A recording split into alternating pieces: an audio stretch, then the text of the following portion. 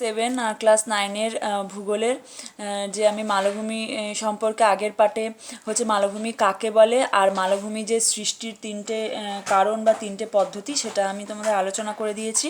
আজকের ভিডিওতে মালভূমির যে শ্রেণীবিভাগ মানে তিনটে যে মালভূমির সৃষ্টির যে তিনটে কারণ সেই তিনটে কারণের ফলে কী কী ধরনের মালভূমি গঠিত হয় সেই শ্রেণীবিভাগটা সম্পর্কে আমি আজকে আলোচনা করে দেব। তোমাদের দেখো এখানে রয়েছে ভূ আলোড়নের ফলে গঠিত হয়েছে মালভূমি, সেটা আগের ভিডিওতে আমি দেখেছি, সেই ভিডিওটা না দেখলে দেখে নিও, আমি এই ভিডিও ডেসক্রিপশন বক্সে লিঙ্কটা দিয়ে দেবো। আচ্ছা, ক্ষয়কার্যের ফলে গঠিত হচ্ছে মালভূমি, সঞ্চয় কার্যের ফলে গঠিত মালভূমি। এই ভিডিওটা দেখার আগে অবশ্যই কিন্তু আগে মালভূমি গঠনের যে ভিডিওটা রয়েছে সেটা দেখে নিও, তাহলে কিন্তু এটা ভালো করে বুঝতে পারবে। আচ্ছা দেখো, ভূ আলোড়নের ফলে গঠিত মালভূমির মধ্যে রয়েছে পর্বতবেষ্টিত মালভূমি, মহাদেশীয় বা শিল্ড মালভূমি, চ্যুতির ফলে গঠিত মালভূমি আর হচ্ছে কি তির্যক মালভূমি।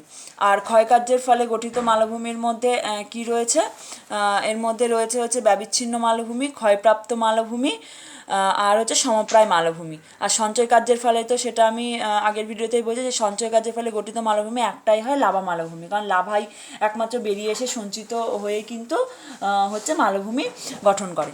এবার দেখো তোমাদের সিলেবাস অনুযায়ী এখানে শুধু চারটে মালভূমি সম্পর্কে পড়তে হবে। একটা হলো পর্বতবেষ্টিত মালভূমি, একটা হলো যে মহাদেশীয় বা শিল্ড মালভূমি, একটা ব্যবিচ্ছিন্ন মালভূমি, আর একটা হলো এই লাভা মালভূমি। ঠিক আছে, তোমাদের আজকের ভিডিওতে আমি শুধু পর্বতবেষ্টিত মালভূমি আর মহাদেশীয় বা শিল্ড মালভূমি সম্পর্কে আলোচনা করব, পরের ভিডিওতে ব্যবিচ্ছিন্ন মালভূমি ও লাভা মালভূমি সম্পর্কে আমি আলোচনা করে দেবো। ঠিক আছে, তাহলে দেখো আজকের পাঠে হচ্ছে প্রথমে রয়েছে দেখো ভূ আলোড়নের ফলে গঠিত মালভূমির মধ্যে পর্বতবেষ্টিত মালভূমি ও মহাদেশীয় শিল্ড মালভূমি। আচ্ছা, প্রথমে যে হচ্ছে পর্বতবেষ্টিত মালভূমি। ঠিক আছে, পর্বতবেষ্টিত মালভূমির চিত্রটা কীরকম দেখো, এটা নামটা শুনেই আমরা বুঝতে পারছি যে পর্বতবেষ্টিত মালভূমি মানে চারিদিক হচ্ছে পর্বত বেষ্টিত থাকে আর মাঝখানে থাকে কি মানে মাঝখানের ভূমিরূপটা যেটা অবস্থান সেটাকে বলছে মালভূমি। তার মানে পর্বত দ্বারা চারিদিক যদি ঘেরা থাকে মালভূমি, তাকে বলে পর্বতবেষ্টিত মালভূমি। এবার কথা হলো এটা কিভাবে তৈরি হয়। হ্যাঁ, ভূ আলোড়নের ফলে গঠিত হয়, তো সেটা আমরা আগে যে ভূ আলোড়নের ফলে গঠিত মালভূমির একটা মানে শ্রেণীবিভাগের একটা অংশ হলো পর্বতবেষ্টিত মালভূমি, কিন্তু এরকম চারিদিকে পর্বতের মাঝখানে একটা মালভূমি কিভাবে তৈরি হলো দেখো। এইটা এই যে পর্বতবেষ্টিত যে মালভূমি, এই যে পর্বতগুলো হলো এগুলো কিন্তু ভঙ্গিল পর্বত। তার মানে এই পর্বতবেষ্টিত মালভূমি কোন মানে পর্বত সৃষ্টির সময় তৈরি হয়, ভঙ্গিল পর্বত সৃষ্টির সময় কিন্তু এই ধরনের মালভূমিগুলো কিন্তু তৈরি হয়। ঠিক আছে, আর ভঙ্গিল পর্বতের সৃষ্টিটা কিভাবে হয় সেটা হচ্ছে আমি তোমাদের পর্বতের মধ্যে ভঙ্গিল পর্বতের উত্থান সম্পর্কে যে আমি ভিডিওটা করেছি সেই ভিডিওটা একবার দেখে নিও। এই মালভূমি দেখার আগে, মালভূমির সৃষ্টির পদ্ধতিগুলো দেখার আগে কিন্তু প্রত্যেকে আগে ভঙ্গিল পর্বতের সৃষ্টি বা স্তূপ পর্বতের সৃষ্টি এবং ক্ষয়জাত পর্বতের সৃষ্টি বা যে ভিডিওগুলো আছে সেগুলো কিন্তু একবার দেখে নিও, আমি এই ভিডিও ডেসক্রিপশন বক্সে দিয়ে দেবো, সেখান থেকে কিন্তু দেখে নিও। তারপরে যদি মালভূমির উৎপত্তিটা দেখো তাহলেই কিন্তু তোমরা ভালো করে বুঝতে পারবে। আচ্ছা, তাহলে দেখো ভঙ্গিল পর্বত, এখানে আমি একটু ছোটো করে বলে দিচ্ছি যে ভঙ্গিল পর্বত কীভাবে সৃষ্টি হয়। আমরা জানি যে মাঝখানে একটা অগভীর জলাশয় বা মহীখাত অবস্থান করে। ঠিক আছে, অগভীর জলাশয় মানে তার মধ্যে নুড়ি বালি পলি অবস্থান করে। ঠিক আছে, যেটাকে হচ্ছে সেই ভাষায় মানে হচ্ছে ভঙ্গিল পর্বতের সৃষ্টির ভাষায় বলা হয় কি মহীখাত। ঠিক আছে, এবার যখন মহীখাত থাকে দুই পাশ থেকে দুটো পাত, চলনশীল পাত পরস্পরের দিকে এগিয়ে আসার ফলে তাহলে কি হবে দেখো, দুটো পাত যদি পরস্পরের দিকে ধরো এগিয়ে আসতে থাকে তাহলে মাঝখানের হচ্ছে ভূমিরূপটা কি এরকম উঁচু হয়ে যাবে, তাই তো? ঠিক তেমনি ভঙ্গিল পর্বতের উত্থানের সময় দুটো পাত যখন পরস্পরের দিকে এগিয়ে আসতে থাকে তখন এই মাঝখানে থাকা মহীখাতের পলি কিন্তু ভাঁজ খেয়ে উপরের দিকে উঠে যায়। এবার দেখো কোনো জিনিস যদি একটা ভাঁজ খেয়ে উপরের দিকে উঠে যায়, দেখো তার মধ্যে কি সব দিকে কি একদম স্মুথভাবে ওঠে না, বিভিন্ন জায়গায় কিন্তু ভাঁজ হয়। ঠিক ভঙ্গিল পর্বতের উত্থানের সময় এরকম পলিতে কিন্তু অজস্র ভাঁজ খেয়ে কিন্তু এরকম পর্বতটা ওঠে, যেটা উঁচুতে এই যে উঁচু খাঁজগুলোকে বলা হয় ঊর্ধ্বভঙ্গ আর নিচের খাঁজগুলোকে বলা হয় অধোভঙ্গ। ঠিক আছে, ঠিক এইভাবে বলছে ভঙ্গিল পর্বত সৃষ্টির সময় যখন দুটো পাত পরস্পরের দিকে এগোতে থাকে আমরা কি জানি যে যেই পাতটা ভারী হয় সেই পাতটা কিন্তু হচ্ছে নিচে বসে যায়। ঠিক আছে, ধরো এই পাতটা যদি ভারী হয় এই পাতটা নিচে বসে যাবে আর হালকা পাতটা কিন্তু ভারী পাতের ওপরে থাকবে। বলছে ভঙ্গিল পর্বতের সৃষ্টির সময় যখন দুটো পাত পরস্পরের দিকে এগোতে থাকে তখন অপেক্ষাকৃত ভারী পাতটি কিন্তু নিচে বসে যায়, হালকা পাতটি কিন্তু ওপরের দিকে উঠে যায়। এবার যখন এই দুটো পাত পরস্পরের দিকে এগোতে থাকে তখন কি হয়, এই যে ঠিক স্তরের পলি ভাঁজ খেয়ে কিন্তু ওপরের দিকে উঠে যায়। বলছে এই যে পার্শ্বচাপে যখন পলিগুলো ওপরের দিকে উঠে যাচ্ছে পর্বতের, অনেক সময় এই যে উপরে উঠে গিয়ে পলিগুলো বলছে কিন্তু পর্বতের আকার ধারণ করে না, মানে ভঙ্গিল পর্বতের মতো কিন্তু এরকম এত কিন্তু ভাঁজ খেয়ে ওপরের দিকে কিন্তু ওঠে না। বলছে সেই অংশটি তখন কি হয় যে মালভূমি রূপে কিন্তু পর্বতের চারপাশে মালভূমি মানে পর্বতের মাঝখানে সেটা মালভূমি রূপে অবস্থান করে। তার মানে ব্যাপারটা কি দাঁড়ালো, বলছে দুটো পাতের মাঝখানের পলি যখন ভাঁজ খেয়ে এরকম উপরের দিকে উঠে যায় আর সে উচ্চতা যদি পর্বতের মতো না হয়, মানে মোটামুটি 300 থেকে 600 মিটার হয়, আর তার মধ্যে যদি এতটা ভাঁজ যদি না থাকে, মানে এতটা ভাঁজপ্রাপ্ত যদি না হয়, তখন সেটাকে বলবো মালভূমি। এবার কথা হচ্ছে তাহলে এতগুলো ভঙ্গিল পর্বত এখানে কোথার থেকে আসলো? কারণ দেখো একটা যখন পাতে একটা মইখাত ধরো এখানে এঁকেছি ধরো এতটুকু, কিন্তু মইখাতটা তো এতটুকু না, বিভিন্ন দিক থেকে পাত। কারণ ভঙ্গিল পর্বতের উত্থানটা মানে ভঙ্গিল পর্বতের সৃষ্টিটা ওই জন্য তোমাদের আগের ভিডিওটা আমি দেখতে বললাম, ভঙ্গিল পর্বত কিন্তু 3ভাবে তৈরি হয়। 3ভাবে মানে কি, একটা মহাদেশীয় মহাসাগরীয় পাতের হচ্ছে চাপের ফলে, একটা মহাদেশীয় পাতের মানে চাপের ফলে, আরেকটা মহাসাগরীয় হচ্ছে চাপের ফলে কিন্তু এই ভঙ্গিল পর্বত সৃষ্টি হয়।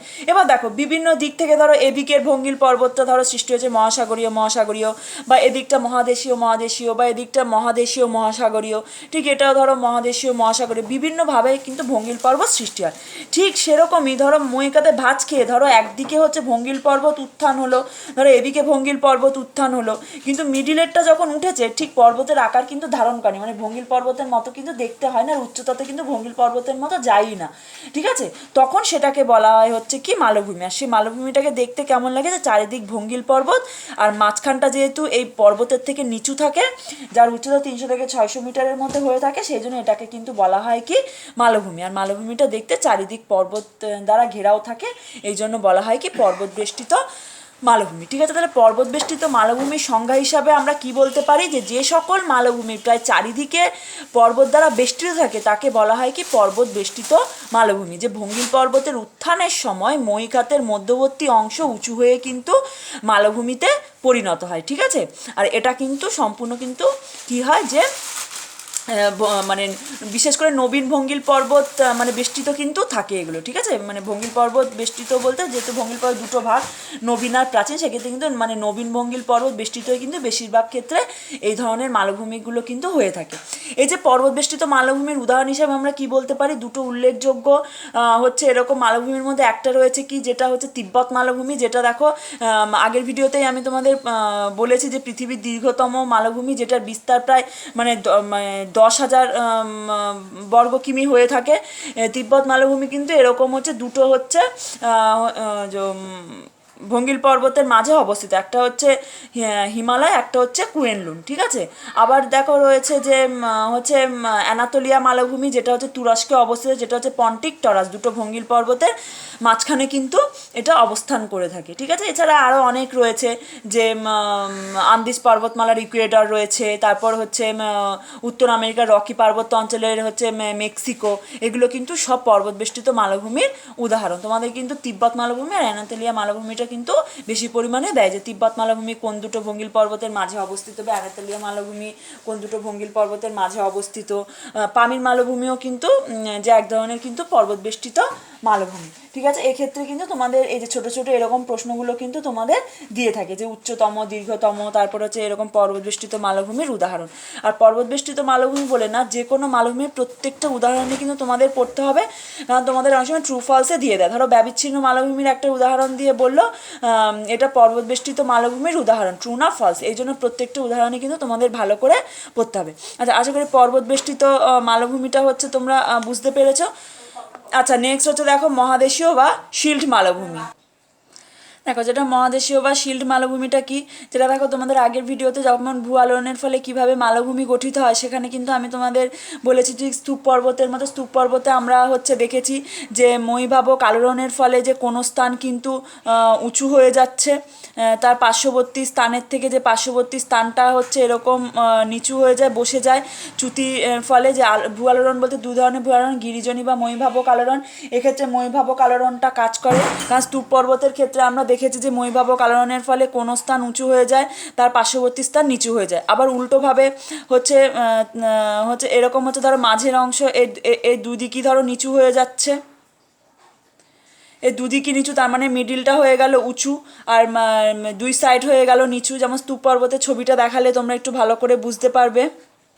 এই যে দেখো স্তূপ পর্বতের সময় দেখেছি যে মহীভাবক আলোড়নের ফলে কোনো স্থানের মাঝের অংশ উঁচু হয়ে যায়, নিচের অংশ বসে যায়, আবার নিচের অংশ বসে যায় যে মাঝের অংশটা বসে গিয়ে দুদিকের অংশটা উঁচু হয়ে যায়। ঠিক একইভাবে যে মহীভাবক আলোড়নের ফলে যদি কোনো প্রাচীন ভূখণ্ড, এটা কিন্তু মনে রাখবে যে কোনো প্রাচীন ভূখণ্ড মহীভাবক আলোড়নের ফলে সৃষ্ট চ্যুতির ফলে যদি কোনো স্থান এরকম উঁচু হয়ে যায়, আর উঁচু স্থানগুলোর উচ্চতা যদি 300 থেকে 600 মিটারের মধ্যে হয়ে থাকে, তখন তাকে কি বলা হয় কি মহাদেশীয় মালভূমি বা শিল্ড মালভূমি। যেহেতু এগুলো প্রাচীন মানে ভূখণ্ড হয় সেই জন্য এগুলোকে কিন্তু শিল্ড বলা হয়। তাহলে মহাদেশীয় মালভূমি বা শিল্ড মালভূমি কিভাবে গঠিত হয়, যে সংজ্ঞা হিসেবে তাহলে কি বলতে পারি যে মহাদেশের বেশ কিছু অংশ মহীভাবক আলোড়নের ফলে যদি সমুদ্র পৃষ্ঠ থেকে 300 থেকে 600 মিটার উঁচুতে উঠে যায়, তখন সেটাকে বলা হয় কি মহাদেশীয় মালভূমি। দেখো তাহলে এটাকে আমরা স্তূপ পর্বত বলবো না কেন, কারণ যেহেতু স্তূপ পর্বতের উচ্চতা কিন্তু 300 থেকে 600 মিটারের মধ্যে থাকে না, আর মালভূমির উচ্চতা যেহেতু 300 থেকে 600 মিটারের মধ্যে থাকে, সেই জন্য এরকমভাবে যদি মহীভাবক আলোড়নের ফলে কোনো প্রাচীন ভূখণ্ডের উচ্চতা যদি 300 থেকে 600 মিটার যুক্ত হয়, যে স্থানগুলো উপরের দিকে উঠে যায়, তাকে বলা হয় কি যে মহাদেশীয় মালভূমি বা শিল্ড মালভূমি। এটা কিন্তু প্রাচীন শিলায় গঠিত হয়, এই জন্য এই ভূখণ্ডটাকে বলা হয় কি শিল্ড মালভূমি। আচ্ছা, তাহলে তোমরা নিশ্চয়ই এই মহাদেশীয় বা শিল্ড মালভূমি কাকে বলে বুঝতে পেরেছো।